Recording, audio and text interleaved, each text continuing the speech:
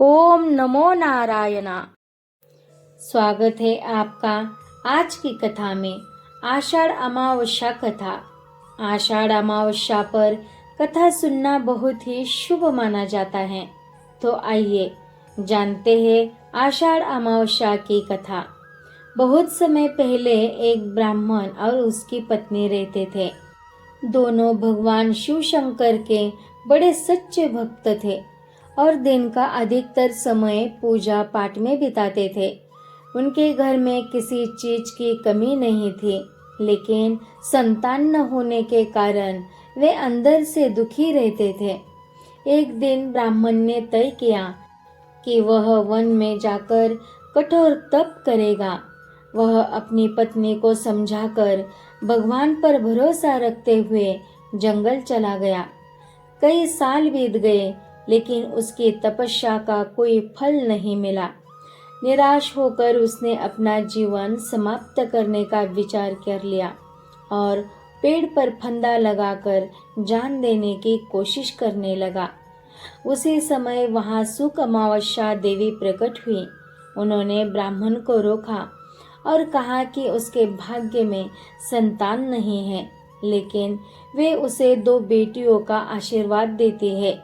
देवी ने यह भी कहा कि बेटी का नाम अमावस्या और दूसरी का नाम पूनम रखना। साथ ही उन्होंने ब्राह्मण को अपनी पत्नी से 1 वर्ष तक सुख अमावस्या का व्रत रखने और हर अमावस्या को चावल का दान करने के लिए कहा।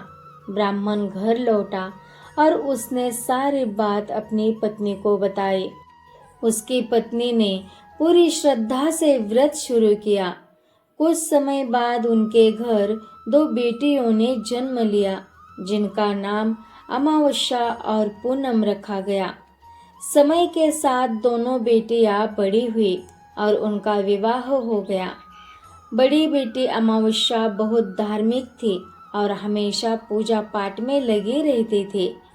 उसके घर में हमेशा सुख समृद्धि बने रहते थे।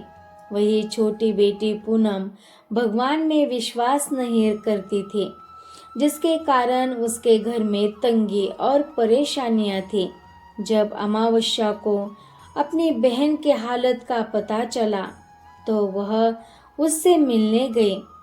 उसने पूनम को समझाया कि वह भी 1 साल तक सुख अमावस्या का व्रत करे और हर अमावस्या को चावल का दान दे। पूनम ने बहन की बात मान ली और पूरे नियम से व्रत करना शुरू कर दिया।